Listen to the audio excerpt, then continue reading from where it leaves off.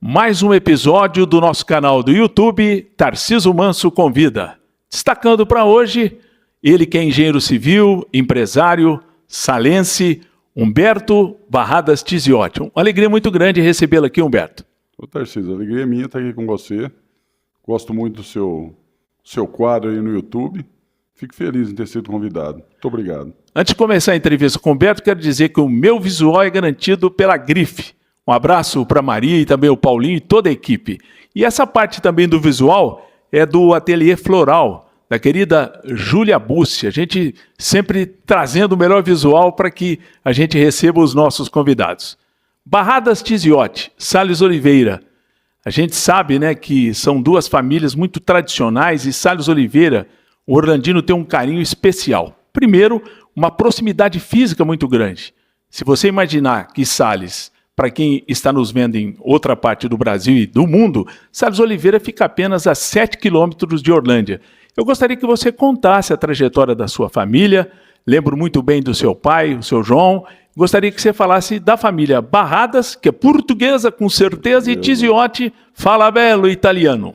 Família Barradas, né, da Casa Barradas, uma casa de comércio bem grande de Salles na época, né, contemporâneo do tio Manuel, que era aqui em Orlândia, que virou o De Giovanni, se não me engano, era naquele lugar. E, enfim, os Barradas eram 9 irmãos. Inclusive a tia Maria, que é mulher do Aziz Abrão, também meu tio Aziz, né? São as famílias próximas. Teve dos Barradas, que mais que eu posso te falar? O tio Paulo Barradas, um dentista saudoso, que frequentou muito tempo Orlândia, rotariano, participou sempre do Clube 11 de Outubro, de Salles e tal. Enfim, a família Barradas é uma família portuguesa, com certeza, e bem grande. E os Tiziotti também, uma família bem grande, embora meu avô era filho único, meu pai filho único. Então só tem eu de Tiziotti dessa linhagem e alguns de Guará. Mas uma curiosidade da família Tiziotti é que meu pai e meu avô tinham uma casa de tecidos em Salles e o pouco movimento, nas horas vagas, eles começaram a fazer palha para cigarro atrás do balcão. Esse é um gancho interessante. Capital Nacional da Palha, Salles Oliveira. Tem a ver com a família do seu pai, né? Sim, Humberto? Meu pai praticamente foi o criador. Ele e meu avô foram os criadores da famosa palha de cigarro de Salles Oliveira, né? Só que na época era só a palha mesmo que eles faziam. Não tinha o cigarrinho pronto, igual tem hoje e tal. Mas chegou a quase que exportar a palha de cigarro. Era um negócio bem bacana, que hoje é bem volumoso em Salles, né? A palha de hoje também, ela vem do milho? Palha do Todo milho é padrão. Isso, é o mesmo esquema, só que hoje a palha é produzida quase que na sua maioria para aquele cigarrinho que você compra pronto, tipo Paulistinha, Terra Tombada, essas marcas de cigarro já, cigarrinho de palha pronto. Então é um outro tipo de produção. A palha que a gente produzia lá, meu pai, era bem mais artesanal, uma coisa bem para enrolar o cigarro mesmo. Aquele cigarrão tipo do Paulo Barba fumava, lembra? Isso, doutor Paulo Barba. É aquilo lá. E o fumo goiano, mineiro, isso, era nesse pacote. Isso. Agora, sobrou alguém da família Tiziotti que hoje ainda lida com palha lá em Salles? Não. Quando meu pai parou, eu fui para o comércio, minhas irmãs são professoras, uma jornalista, ninguém seguiu o caminho da palha de cigarro. No caso específico, você tem a sua irmã, que é... A Silvana é professora e a Solange é jornalista. Solange é jornalista. Tá. Agora, especificamente no teu caso, a gente sabe que Salles Oliveira tem uma escola muito tradicional que é a Getúlio Lima. Sim. Você nasceu em Salles Oliveira e a sua trajetória escolar também foi na Capitão Getúlio Lima. Total, do primeiro até o terceiro colegial, como se dizia na época, né? E era costume da nossa geração, embora você seja bem mais novo do que eu, quando chegava uma certa idade, quem tinha condição ia para Ribeirão Preto se preparar para fazer vestibular. Você fez cursinho lá também, Humberto? Tarcísio, eu fiz até o terceiro colegial em Salles, depois fui para Ribeirão fazer cursinho.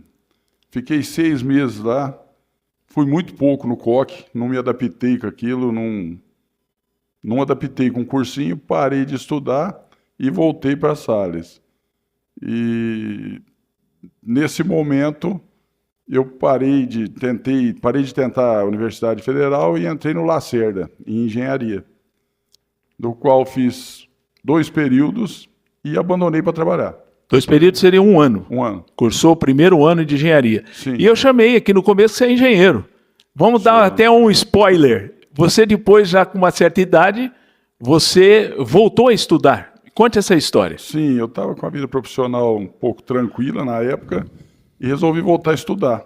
E já estava começando outra atividade, né?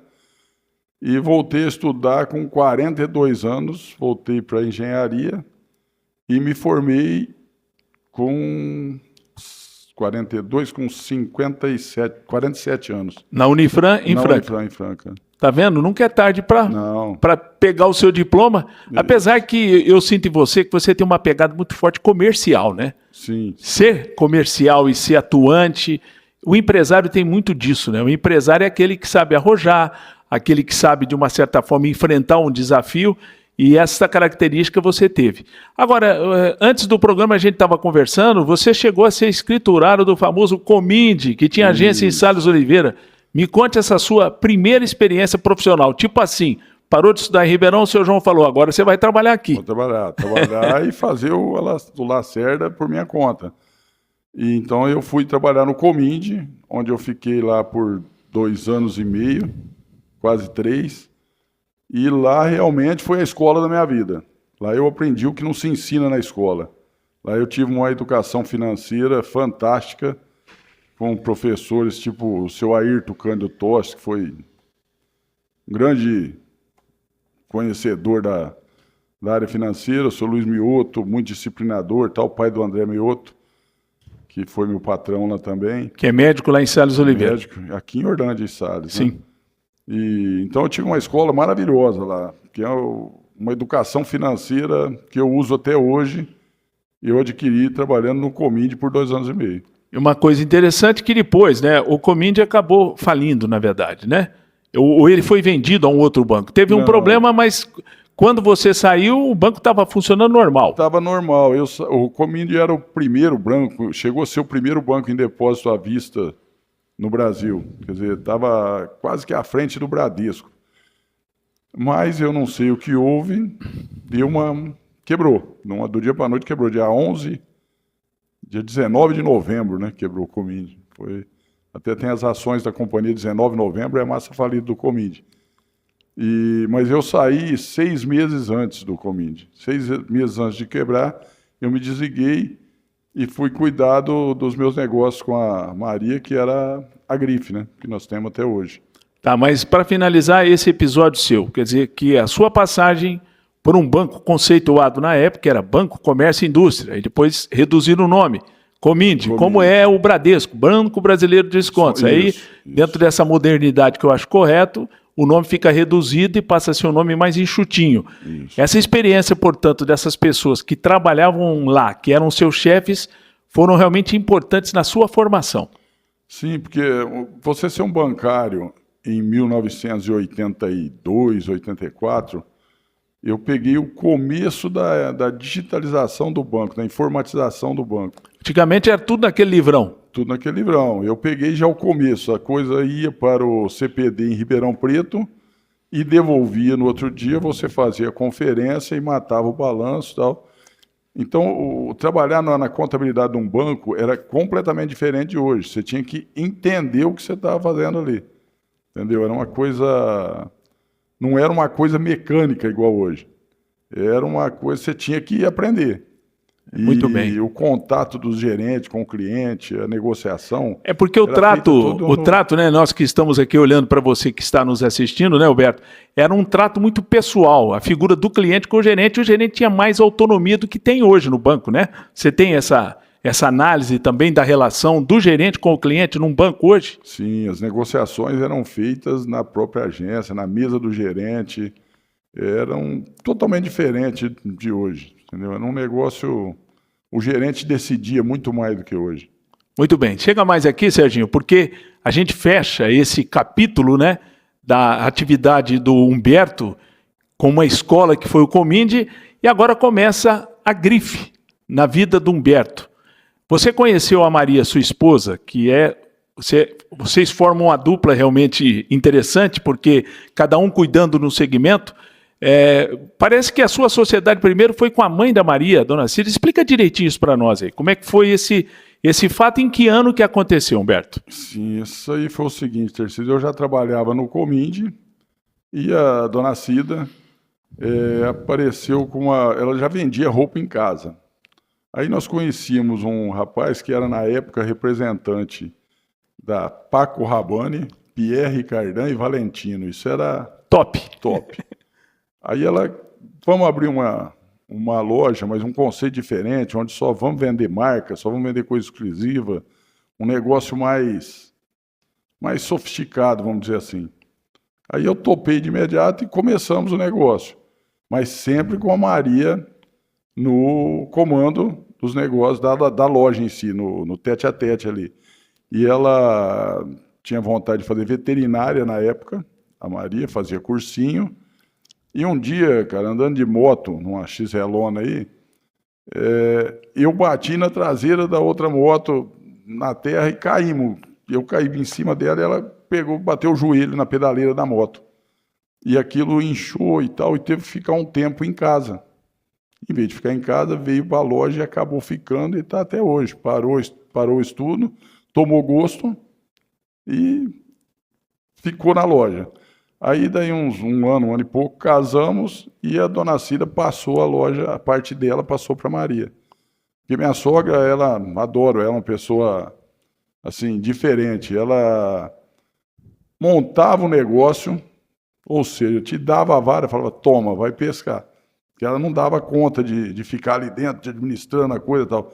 Ela falava para ela, vamos fazer uma fábrica de avião, vamos agora, e tal, e vai embora. Tinha a mesma pegada empresarial no teu caso. E no caso dela, ela já tinha uma experiência dessa atividade, né, que na verdade ela tinha como comerciante. Isso sempre ajuda bastante, né? Bastante. Esse fato foi em 1983? Quando aconteceu? 84? Quando é que aconteceu? Abrimos a Grife, dia 1º de novembro de 83. Isso lá em Sales? Em Orlândia. Aí em Orlândia. A Grife nunca teve em Sales. Nós éramos daqui, fomos com uma filial para lá. Então, até hoje. O nascimento da Grife foi aqui em Orlândia. Aqui em Orlândia. Que data mesmo que você fala sempre com... 1º de novembro de 83. 1º de 1983. Fazendo a conta aqui, 41 anos de Orlândia. 41 anos de Grife.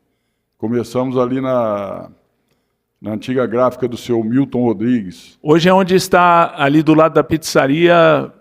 paralela? Não, é da Estância da Pizza. Estância da Pizza, do nosso saudoso amigo Donizete. Amigão. E era ali a loja, a Grife pegava o prédio todo.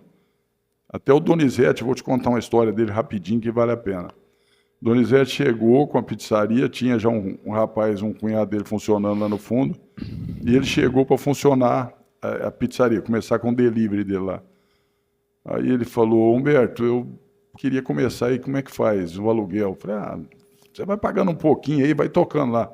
Ele me chamava de padrinho até falecer. Eu falei, ô Donizete, daí um tempo ele começou a ir bem e tal. Eu falei, Donizete, aquele dia que você veio aqui, que você começou a pizzaria, quanto que você tinha para começar? Desculpa a indiscrição. Humbertão, tinha R$200. Comprei umas mussarelas, um pouco de farinha e comecei e fui. E falou, não tinha dinheiro para trocar de camisa, cara.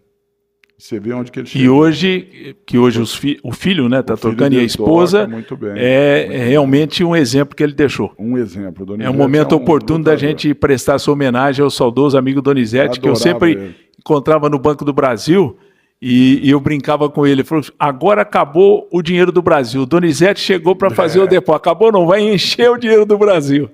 É uma pena e uma perda muito grande. Mas então foi naquele ponto que você começou, ali, né? E a mudança de local, você ficou ali quanto tempo naquele local? Eu não sei exatamente quando mudei, Tarcísio, mas na época nós compramos aquele prédio onde é o cartório hoje do Juninho. Ali era o prédio da revenda da Skol, do Mané. Sim. Né? Mané, não lembro sobre o nome deles agora. Nós compramos ali e adquirimos e fizemos a loja. para comprar ali, para você ver a diferença que havia entre Salles e Orlândia, eu vendi o prédio onde é a Caixa Econômica Federal e mais um prédio do lado. Eu vendi aqui Lá em Salles. Lá em Salles. Já era a Caixa Federal lá. Caixa Federal numa esquina ali, né? Perto da estação. Tinha a estação e tinha um armazém de café do seu Schmidt. Era o armazém todo ali. Eu vendi lá para conseguir comprar aqui. Esse terreno que é hoje onde está funcionando o cartório. O cartório, que foi o segundo prédio da Grife ali. Aí ficamos ali até 2 anos atrás, quando mudamos para a loja nova lá, né? Que é uma loja bonita, ampla. E ficou muito bem montada, né? Quantos metros quadrados tem aquela loja ali? São 2 pavimentos, quanto que tem? Mais ou menos 500 metros quadrados. Uma belíssima loja, né, Humberto? Projeto do meu irmãozinho Del Lama, né? Foi o Ricardo Del Lama que fez o projeto.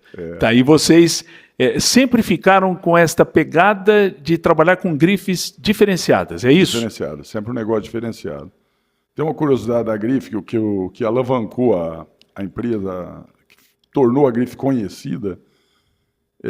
Não sei se você se lembra, uma ocasião, nós fizemos um show na associação com o Belchior, no auge da carreira do Eu Belchior. sou apenas um rapaz latino-americano, baita bigode. E na época, nós não éramos pouco conhecidos em Orlândia, né? E a associação tinha a história de vender mesas e você vendia ingressos. Então eu contratei o Belchior e a dona Irene Ciribelli e a dona Cleire De Giovanni se comprometeram a vender as mesas para a gente. Em troca, o que acontecia? Eu pagava o artista e o lucro que, porventura, a gente tivesse, te dava para a dona Cleire reformar aquela escolinha que ela tinha lá na gruta. Ai, que beleza. Enfim, foi um sucesso, a grife ficou conhecida, meus objetivos foram alcançados e tal. E depois, no próximo ano, fizemos um show com o Kiko Zambianchi e o Grupo Nosso, que era top na tradicional, época. Da região aqui de Ribeirão Preto, muito conhecidos, né? O Kiko Zambianchi é um artista... eu gosto dele até bastante. hoje, eu até meio conhecido. Enfim, então eu tenho muito apreço com a dona Cleide De Giovanni, saudosa, né? E a dona Irene Ciribelli, que está aí até hoje. O João Teta era meu amigão a vida inteira, da vida inteira. Esposa do seu Carlos Ciribelli. Seu Carlão Ciribelli. Esse era um gerente que confiava no cliente, né? Isso. Eu posso dizer isso, que meu pai, quando comprou um bar, né, ele precisava do empréstimo. E o seu Carlos conhecia a família e falou, não, para o senhor eu cedo o empréstimo. Então, não que fica uma dívida, porque afinal de contas fica a gratidão no sentido da pessoa ser um gerente diferenciado, que é aquilo que a gente disse, né? Ele realmente conhecia e tinha um trato pessoal muito bom, né? Sim. Então, essa iniciativa, esses 2 eventos que vocês fizeram, Belchior e o Grupo Nós, vocês consideram como o lançamento que solidificou a presença da grife aqui? Sim, tornou a gente conhecido. E nesse mesmo momento apareceu a moda de surfwear, não sei se você se lembra, OP, Vagon, Sim. Town & Country, Hang Loose. E a gente pegou esse feeling, esse nicho de mercado, que deu muito certo, que era o que se usava na época, né? Na bela época do rock nacional, Paralelo do Sucesso, Blitz, Legião Urbana, esse monte de banda aí que foi junto com esse movimento New Wave aí, junto com o surfwear e tal. Agora, de ouro, né? Agora é realmente impressionante, né, a eficiência, a qualidade de atendimento da Maria e de toda a equipe, né? Sim. Eu gostaria que você falasse os irmãos ou as irmãs da Maria, quais são? Quantos são? A Maria, elas são em 5 irmãs. Todas mulheres, não tem irmão? Todas mulheres, não tem irmão. É a Fernanda, que administra as lojas hoje, a Bel, que administrou durante algum tempo a loja Bordonale, a Andréia, que também está na loja lá, e a Ana, que tinha a Parágrafo e faleceu há uns 2 anos. É uma família de mulheres, portanto, que comandavam tudo isso daí. Todas comerciantes. O pai dela era comerciante na veia, aprendemos muito com ele. O seu Carlos também era um belo comerciante, um belo profissional. E a gente pode dizer naturalmente que a conciliação do seu lado comercial com esse jeito especial que a Maria e toda a equipe tem de conduzir, com certeza é a razão de vocês estarem aqui em Orlândia há 41 anos, né, Humberto? A história da grife é mais ou menos assim, Tarcísio. Eu sou um especulador por natureza, um investidor, vamos chamar assim. Agora, quem é firme em comércio, que é firme na loja ali, é a Maria. A Maria, ela pega com força ali. O negócio com ela é... Acho que ela gosta mais da grife que de mim, hein? Não, isso você exagerou. Deixa eu só dar um toque. Você que está nos vendo, dê uma olhada aqui nesse QR Code do lado direito. Você aproxima o seu celular para que nós possamos fazer uma interação. Faça sugestão de entrevistados, opine, comente. É muito importante que a gente tenha essa relação direta com você que prestigia o nosso canal do YouTube Tarcísio Manso Convida. Vamos agora a uma página também de você como empresário, no setor de material de construção, Loja Bandeirantes. Isso. Você participou, onde é que foi fundada? Foi em Sales, Orlândia? Eu cheguei uma vez em São José da Bela Vista, você chegou a ter loja lá, não chegou? Sim, chegamos a ter. Eu vi loja de vocês em vários lugares. Me conte essa sua passagem pelo segmento de material de construção, Humberto. Isso é uma história interessante também, tem uma história interessante dessa loja. A Bandeirantes Material de Construção era do Maringá, de Sales Oliveira, o Mauro. E o meu primeiro emprego foi na Bandeirantes. Então eu fui registrado lá como entregador, fiquei durante 4 meses trabalhando com o Mauro lá. Antes da Comind? Do Banco Comind? Antes do Comind. Aí saí de lá e fui para o Comind, porque... Enfim, depois comprei a empresa. Aí um dia eu estou vendo o livro de funcionários lá e eu estava registrado na empresa. E nós compramos do Maringá, eu e o Fernando Bordonal, que é o irmão do seu Carlos, o Nego. Perfeito. O Nego Bordonal, que joga num pokerzinho, gosta, tal, uhum. Então nós fomos sócios durante uns 10 anos ou mais. Compramos em Sales, aí na época do plano Collor lá, que fez aquela... 1990. Que tomou o dinheiro da turma aí, nós descobrimos o feeling do plano e acertamos a posição naquilo lá. Na época, não sei se você se lembra, tinha 2 moedas, uma nova e uma antiga. E tinham 2 tipos de dívidas, uma com moeda nova e uma com a moeda antiga. E pouca gente entendeu que a moeda antiga podia pagar a conta antiga. Sim. Você devia em cruzado, você pagava em cruzado. Enfim, aquilo foi alavancou o nosso negócio ali. E daí abrimos uma filial em Nuporanga, abrimos em São José, depois Morro Agudo e Orlândia. Na verdade, era um modelo de negócio assim, abrimos em São José com um sócio, abrimos em Morro Agudo com outro sócio, em São Joaquim com outro sempre sócio. Tinha um local para alavancar essa parceria com vocês, uma pessoa local ou alguém que fosse interessado em investir naquela cidade. É mais ou menos um modelo de rede hoje, Sim. Só que não era uma rede. Eu agilizava a compra aqui em Sales e distribuía. E foi muito bem o negócio. Toquei isso até 2021, inclusive em 2001. Em Morro Agudo ainda funciona. O Charles está muito bem lá com a Bandeirantes. Uma loja até grande lá. São Joaquim não tem mais e Sales fecharam agora. Nuporanga e Morro Agudo ainda funciona. Só que nós vendemos para os sócios. Então eles que tocam lá. Até porque, né, pelo seu histórico aqui, provavelmente essa sua saída do segmento do material de construção tem também a ver com o seu ingresso nessa parte do loteamento, né? Eu percebo isso pelo que a gente pôde conversar. Entramos agora no tópico de loteamento. Você tem loteamentos importantes na região. Qual foi o primeiro loteamento que você lançou através da sua participação? Como é que é o esquema? Você tem quem faz a infra? Explique como é que funciona essa parceria. Compra-se a terra, alguém vem, faz a infra e depois faz a comercialização e acompanha todo o processo, no caso seu, que também tem uma experiência na questão da aprovação do loteamento. Explique para quem esteja nos vendo como é que funciona esse tipo empresarial de atividade, Humberto. Então, o primeiro que eu fiz, Tarcísio, foi em Sales, chama-se Jardim Tiziotti, era uma terra que era do pai do Américo Paulo, da dona Elaine. Américo Paulo da Alves. Eram 4 alqueires. Elaine e o senhor Agenor. Isso, senhor Agenor. Dá 92 mil metros lá. Então, na época, eu tinha terra, mas não tinha como bancar o loteamento. Perfeito. Aí você faz uma parceria. Eu conheci o Haroldo Leite, que é virou um amigo de Alfenas hoje, que é grande nesse segmento. Ele é engenheiro, o Haroldo? O Haroldo é dentista de formação. Cara. Um empreendedor, então, na se verdade. aposentou em São Paulo, começou compra e venda em Alfenas, aí começou a fazer um servicinho com máquina e tal, virou uma empreiteira, uma boa empreiteira. Então, o primeiro loteamento eu fiz uma parceria com ele. O que significa isso? Eu dou a terra, ele monta o loteamento, ele faz o processo todinho. Aí o que deu de lote, meio a meio. 50% para ele, 50% para o dono da terra. Fiz esse primeiro, aprendi com o Haroldo, aprendi bastante como conduzir o negócio. Aí fui para no Poranga. Eu tinha uma área no Poranga, lá eram 12 alqueires. E fizemos Estância Grife 1 e Estância Grife 2. 12 alqueires dá um empreendimento bom. Se a gente imaginar quantos lotes dá por alqueire, 60? 60 lotes? Eu não tenho bem esse número, porque depende do tamanho que você Exatamente, faz de mas vamos dizer que se tenha 60, você falou 12, então 12. Só de imaginar dá quase 800 lotes, 700 e alguma coisa. Então, e no Poranga, nós fizemos o Estância Grife 1, o Estância Grife 2, Sinfrônio 1, Sinfrônio 2.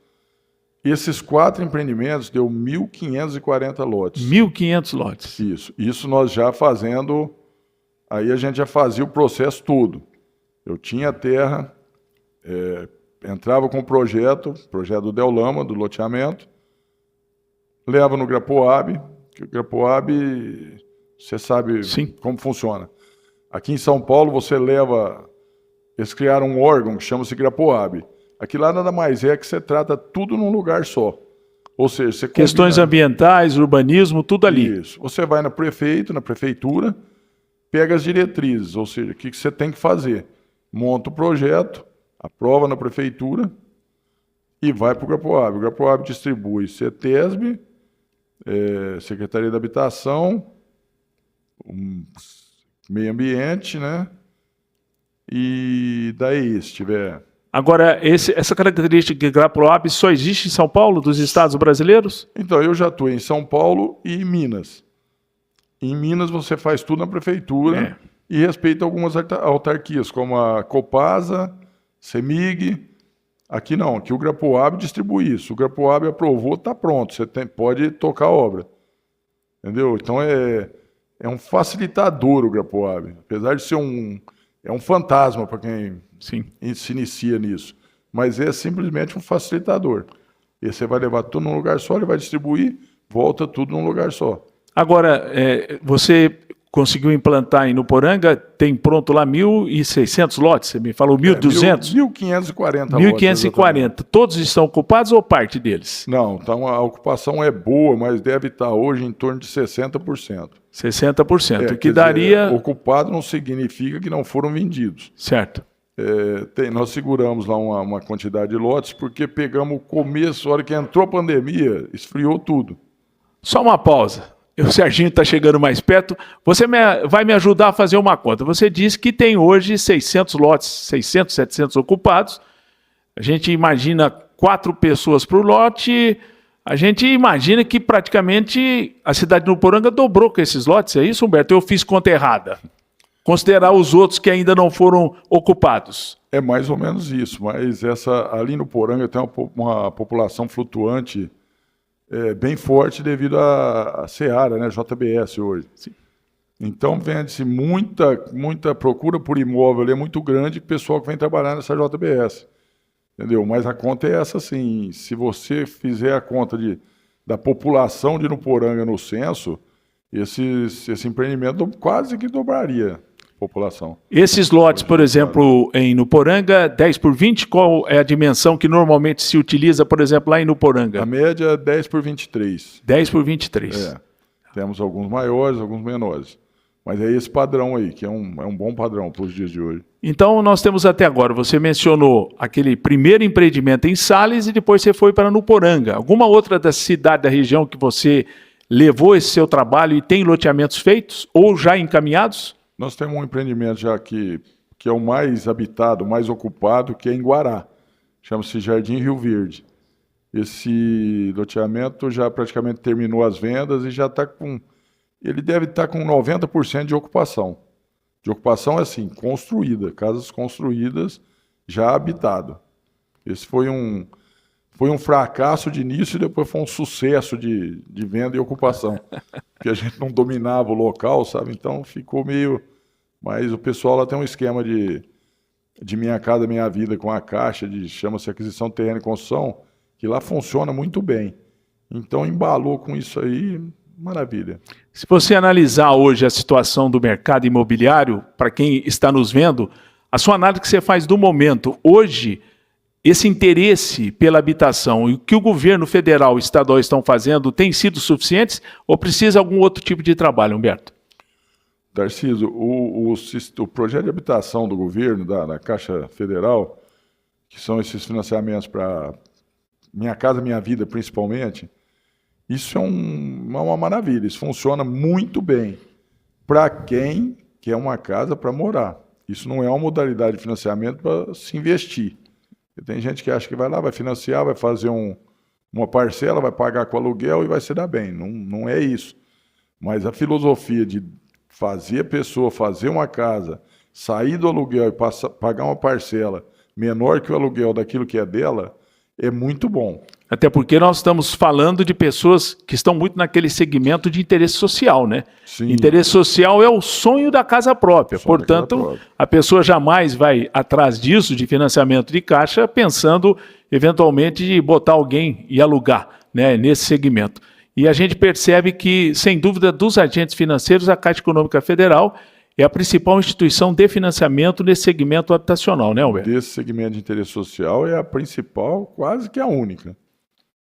O Banco do Brasil não tem feito um volume significativo, que é outro banco do governo. Não, e eles atuam, os outros bancos, os privados, o Banco do Brasil, eles atuam num segmento um pouco mais alto, que é de renda maior. De renda maior, que é o SBPE, chama.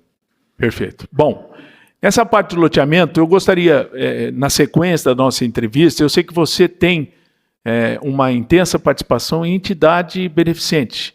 Qual entidade que você frequenta, a sua principal atividade nesse seu complemento de também prestar serviços à população? Não é bem uma entidade, Tarcísio. Eu participo da parte de filantropia, vamos dizer assim, através da sociedade, da maçonaria de Jordânia. Da maçonaria. Quanto tempo você está lá, Humberto? Desde 93. Desde 93. Isso. E agora, existe um lado, né, de que administra a entidade e o outro que é mais, não vou dizer filosófico, mas explica para nós. Eu sei que já tivemos aqui o nosso mestre João Geraldo de Alice, que já trouxe informações, mas para quem não acompanhou aquela entrevista, dentro da entidade, em que parte dela você pode e deve fazer esse trabalho beneficente e social? Então, a maçonaria tem uma parte dela que chama-se Sociedade Beneficente, que é o que atua com beneficência. E tem a parte filosófica. O pessoal que veio aqui fala muito melhor que eu sobre isso. Mas a maçonaria nada mais é que uma escola filosófica. Então, ela te ensina uma filosofia de vida, vamos dizer assim.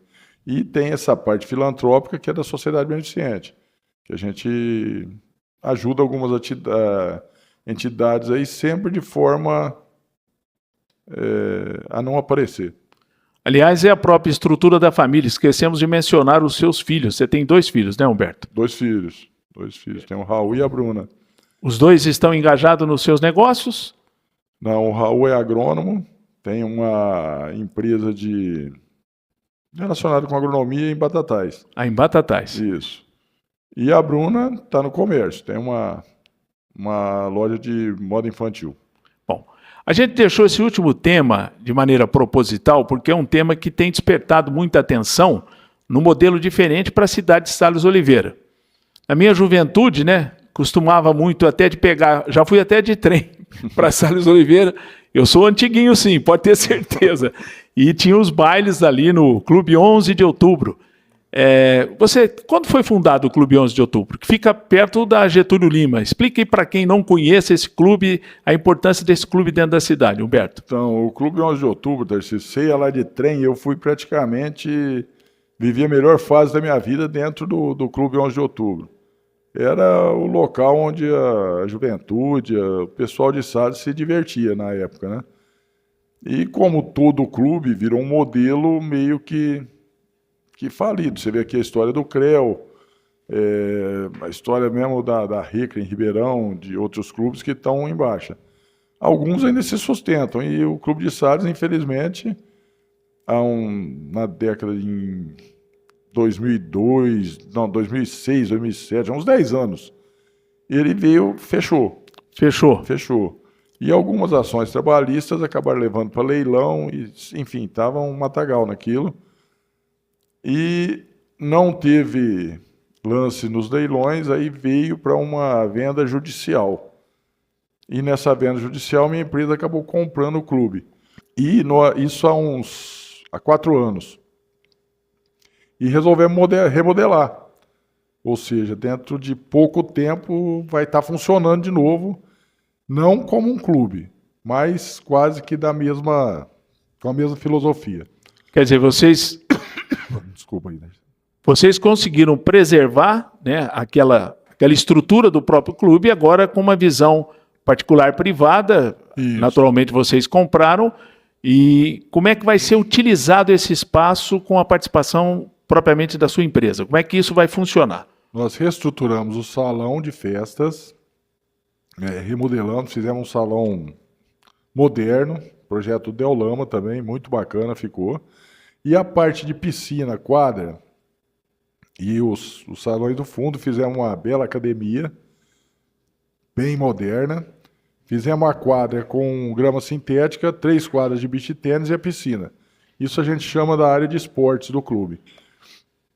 Nós pretendemos funcionar essa área como você frequenta uma academia, você paga lá uma mensalidade.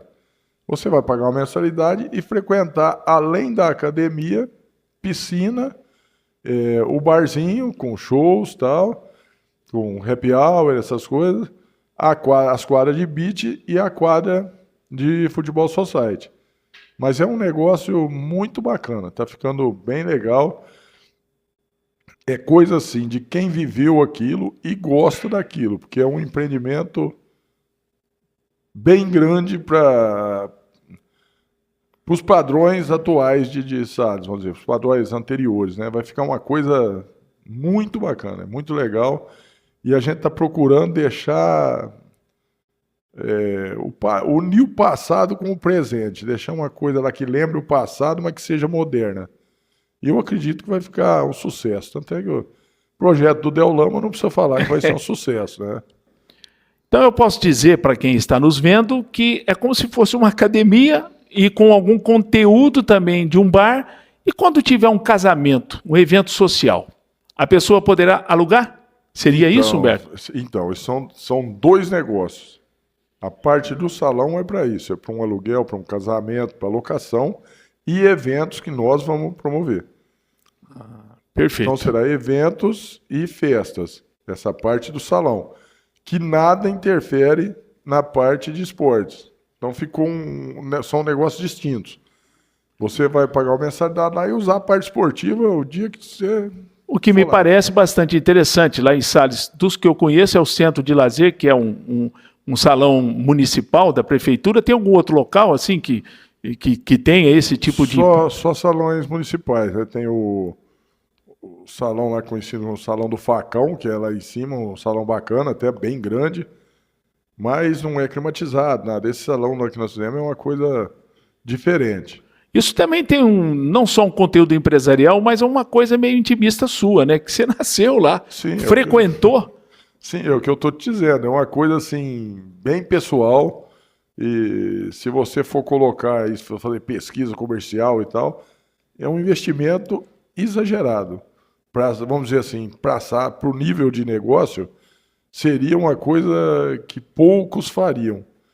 Mas eu acredito, gosto de Sales e vai dar certo, vai funcionar bem aquilo. Agora, se a gente observar um cronograma, quando é que é a previsão para que isso comece a ser utilizado pelas pessoas? Quando é que você programou o pontapé inicial? Eu acho que a parte de obras, não sei se eu consigo a parte burocrática de alvarás e tal, mas eu vou inaugurar ou dia 11 de outubro, que é o dia ainda da esse fundação ano do clube esse ano, ou dia 1º de novembro. Lembra dessa data aí? Exatamente, que é a questão da grife. Isso, é uma dessas 2 datas eu vou inaugurar. Mas tem tudo para dar certo, né? Tem, tá bem encaminhado, tá andando muito bem. Fazemos questão de estar lá na inauguração claro. E depois fazer uma matéria especial aqui para o nosso canal do YouTube. Tarcísio Manso convida. Você vai achar bem bacana lá, com certeza. Pessoal, vocês acompanharam essa entrevista, bastante interessante. Humberto é uma pessoa que tem aquela característica do empresário, otimista, determinado, porque o empresário não pode ter medo de crise, né? Que nem você acabou de dizer. Chegou a pandemia, você tirou o pé do acelerador. Tinha um loteamento em Guará, devido a essa questão, você tirou um pouco o pé para poder tocar para frente. No seu projeto pessoal, natural que a gente sabe que a grife continue com essa importância que tem dentro da estrutura de Orlândia. E fora disso, no segmento seu, essa parte de loteamento, tem algum sonho que você gostaria de realizar, além esse aqui, que é a manutenção da tradição do Clube 11 de Outubro, Humberto? Então, Tarcísio, a parte de loteamentos está assim, ficou uma coisa bem saturada, principalmente na nossa região. Por isso que tem uma parada de loteamentos. Precisa ocupar essas áreas para voltar a ter mais. E isso gera também um êxodo do centro das cidades. As pessoas vão saindo, então vai ter que ser reocupado esse centro. Com certeza. Então eu acho que é um negócio também em banho-maria até determinado tempo, né? Mas nós temos o mar em Uberaba, na saudosa Capelinha do Barreiro. Você conhece? Sim, já lá? passei. Fantástico lá. Tem uma área lá que nós vamos lotear, o pessoal... Perfil de interesse social também? Então, não, cara. Lá é um... Em Minas, até quem sabe fizeram isso. Eles falam que existe um chacreamento, que é uma coisa... É um conjunto de chácaras, então. Eles falam chacreamento. Tem Quantos metros quadrados cada terreno? Lá em Minas ainda era possível você pegar um módulo rural, que lá é 30 mil metros, se não me engano, e você divide em condôminos. Ninguém sabe onde é o seu lugar, mas fica tudo dividido. Até aqui em Salles, já te contei isso, teve uns empreendimentos aqui que foi feito dessa forma, e aqui mudou a lei antes do pessoal botar isso em prática, acabou virando irregular, que inclusive nós conseguimos colocar em ordem. Então, lá em Uberaba, a gente está querendo fazer esse segmento aí, mas também ainda está em fase bem de estudo, sabe? Mas pretendemos fazer alguma coisa lá sim. Sair de São Paulo, que é água pro vinho, é outro esquema, você tem que aprender tudo de novo para lidar em outro estado. É o Brasil, né? Brasil. Berto, uma alegria muito grande recebê-lo. Eu sei que você tem um carinho muito grande por Orlândia. Sou testemunha até que nós somos companheiros de academia. Chega o Humberto e toda a família por volta das 6 da madrugada. Lá está ele capitaneando aquela comitiva de Salles Oliveira no comando, disposto. Eu tenho certeza que Orlândia também tem um reconhecimento muito grande a você, a Maria, a toda a família, por aquilo que vocês têm feito, gerando emprego, girando a economia da própria cidade. Aproveitando essa câmera aí, você pode se dirigir a todos aqueles que estão nos vendo através do nosso canal do YouTube, Tarcísio Manso Convida. Então, Tarcísio, eu também tenho um grande apreço por Orlândia. Orlândia é a minha segunda casa, embora seja salense. Gosto muito disso aqui, aprendi muito aqui. E o que eu posso dizer para o pessoal é o seguinte, quando é empreendedorismo, igual dizia meu pai, né, que eu não olhava quem estava no governo, quem não estava, que ia metendo a cara. E realmente empreendedorismo é assim. Você faz 10 negócios para acertar 1 ou 2, talvez. E vamos tocando, né? Vamos vivendo. Porque se você for ver política, governo, situação do país, você não sai do lugar. Então, para quem quer seguir essa linha, vamos para frente. Muito bem. Aqui conosco, pelo nosso canal do YouTube, mais um entrevistado, o empresário engenheiro civil, Humberto Barradas Tiziotti. Tenho certeza absoluta que você gostou.